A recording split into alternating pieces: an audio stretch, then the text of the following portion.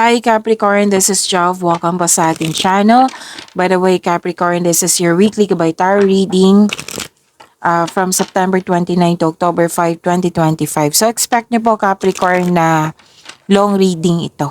Again, this is long reading Capricorn. Gamitin ang reading na ito bilang gabay lamang. Kung naka-resonate kayo, comment down. Tandaan, Capricorn, ito ay channel reading po.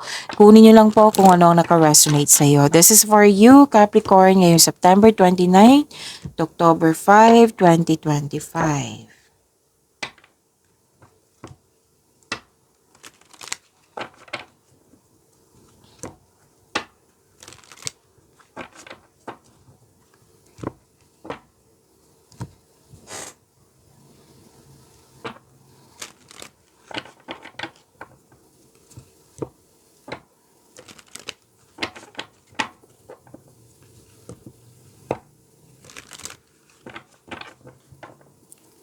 Para po ito sa iyo, Capricorn, ngayong September 29 to October 5, 2025. Kuha muna tayo ng angel number. Angel number po para kay Capricorn ngayong September 29 to October 5, 2025. Okay, kunin natin yung nauna. Nakita nyo na.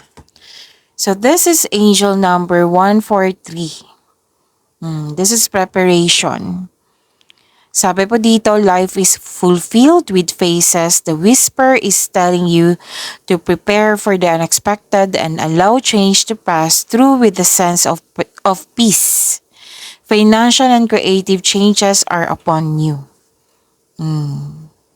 So to attract more blessings, let us say the power affirmation. Let us say, my dreams and desires are coming to fruition, bringing change that I will welcome with an open heart and mind. Again, my dreams and desires are coming to fruition, bringing change that I welcome with an open heart and mind.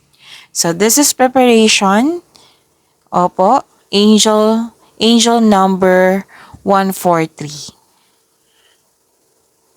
So this is a positive message from the universe. This is about love, support, and guidance for personal growth and manifesting your dreams. So pay attention po daw kayo sa pay attention and trust that again, pasensya na po kung nabulol ako. So this is sabi po, mag-pay attention kayo and trust. Pay attention and trust the divine timing. Okay? Tapos, the universe is supporting you. So, pay attention. Notice where you see the number 143 to understand each specific message for you at the moment. So, intindihin mo yung message dito na angel number 143. We need to say this is about personal growth and potential, manifestation and dreams, trust and patience sa universe, trust and patience sa mga ginagawa mo dyan, and you have divine love and connection. You're taking and take action. Okay? The universe offers support sa iyo. Kailangan mo lang gumawa ng action para maisakatuparan yung desires mo. Na your desires will turn into reality. Basta samahan mo lang po ng action. Okay? So, next is act on your values. So, make positive changes in your life. Okay? And okay. Believe in yourself. Sabi po dito, nasa right path kayo.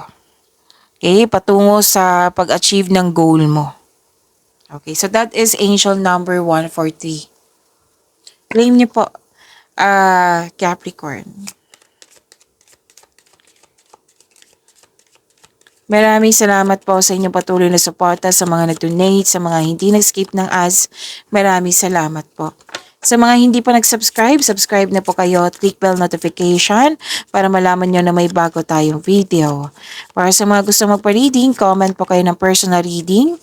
Again, comment kayo ng personal reading and check my reply sa comment section.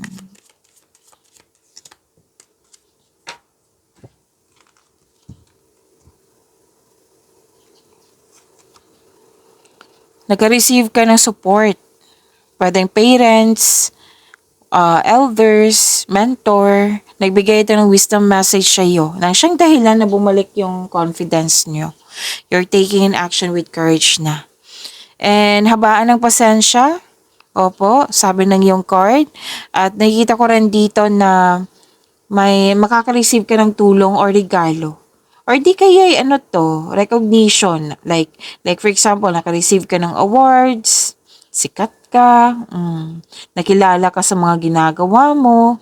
Yan. Abundance and love is blooming. Kitang-kita ko dito yung happiness mo, Capricorn.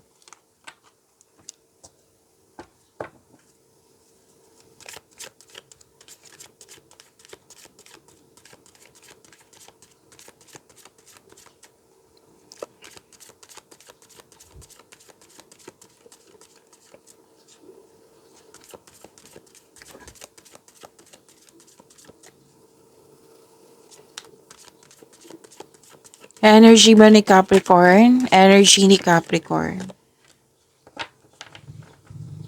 Andito po si Angel of Courage.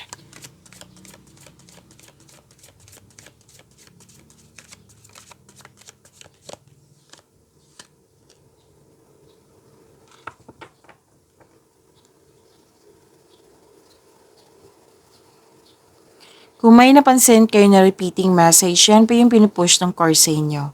Like for example, nanood kayo sa inyong monthly Gabay Tarot reading, daily Gabay Tarot reading, at dito din sa inyong weekly Gabay Tarot reading. At may napansin kayo na repeating message, yan pa yung pinupush ng course sa inyo na kailangan nyo bigyan ng atensyon, solusyon at aksyon kung maaari po. So, na yung energy ni Capricorn.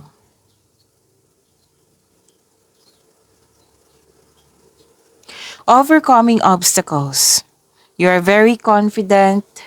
Yes, resilience. You have courage. You have inner power. Maging matatag ka sa sandaling ito dahil ma-overcome mo yung struggles or challenges. Harapin mo yung fears, struggles, or challenges kasi iwasan mo ito at mag-move forward ka with courage. Okay? Feel your fears and take action anyway. So you have confidence. Again, you have confidence and persistence, lalo na sa mga ginagawa nyo. Okay? So, kung may concern po daw kayo sa isang tao, open up. Kailangan mo ipaalam mo sa kanya yung about your concern. Mag-usap kayo ng mahinahon. Okay? Kasi mukhang yung person na yun, hindi niya alam yung talagang totoong intensyon, concern mo sa kanya. So, to attract more blessings, let us say the power of affirmation. Kasi andito po si Angel of Courage. Let us say, I trust in my ability to stay strong. Again, I trust in my ability to stay strong. Kung sa Tagalog pa, nagtitiwala ako sa aking kakayahan, manatiling matatag, at ako'y manatiling matatag.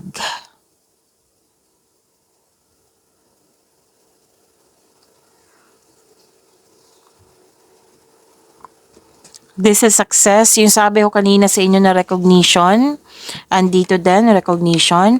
Success na mahigit pa sa success, this is victory. Yes. Balansa, nagkaisa. May magandang balita na parating or may bagay na matutupad, Capricorn. Makaka-receive ka ng good news. Especially after a period of struggle. And you're feeling proud sa mga accomplishment mo. So, in-acknowledge mo yung success at may matatanggap kang papuri from other people. Nagsumikap ka at deserve mo itong tagumpay. So, allow yourself to shine in this moment. Okay, so may good news ha. Good news is coming related to your home or personal life. Pwede din kung sa trabaho to, makakatanggap ka ng leadership role. Yan. May date akong nakikita dito after ng masalimuot na di pagkakaunawaan ng kahapon. May promotion din ako nakikita dito ha. Wow. So financial growth, kitang-kita ko din dito. Basta yung pagkakaroon mo ng disiplina at pagiging hard worker mo, yung pagiging productive niya sa araw-araw, ito na yung resulta. Oo.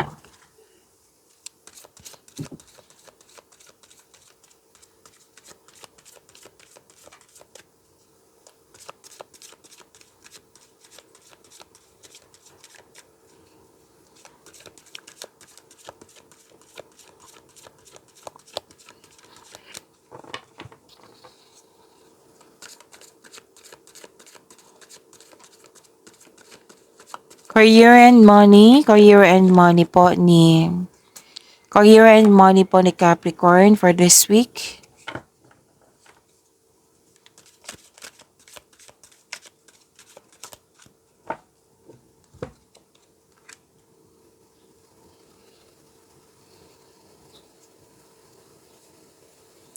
Mukhang may business travel si Capricorn.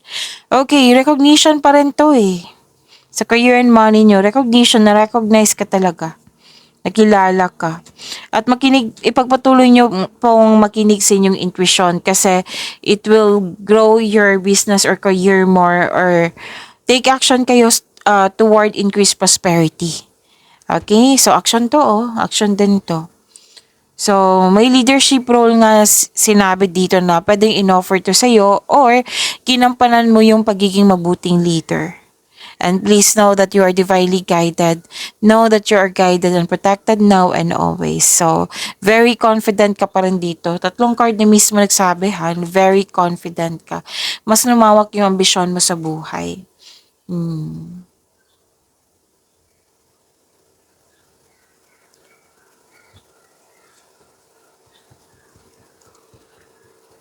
Hanggang dito, celebration pa rin to.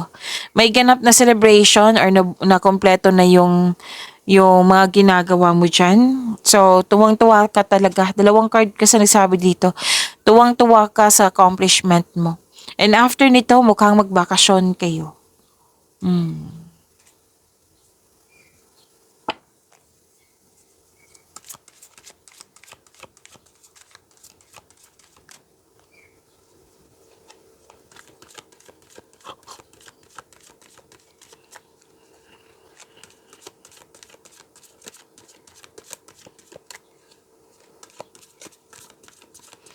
Love life, self-love, partnership, and romance si Capricorn. Wow. Andito sa Angel of Happiness.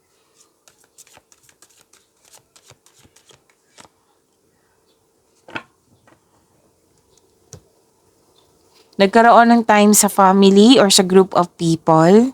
Kayong lahat, single ka man, marelasyon sa buhay mag-asawa. Success din to eh. Nagkaroon din ng time sa mga bata. Makakatanggap din kayo ng news na may buntis or wedding. So, maaari talagang may nagkaroon ng happy bonding kayo. Or pwedeng outing to to escape everyday pressures. Kayong lahat. Kasi ito ay magandang kalusugan, kaligayahan, at kaaya-ayang pakiramdam. Okay? So, okay. May dito, sana'y ma-overcome niyo po ito. Kasi parang iniisip-isip po pa rin yung past love mo. Or may nangyari sa nakaraan, bit-bit mo hanggang ngayon. So, sana'y ma-overcome niyo po ito. Kasi sinabi naman ng card dito na kayo lang po ang makakawala dyan kung interesado ka, kung magkakaroon ka ng willingness. So, may change para ikaw ay makawala at makahinga.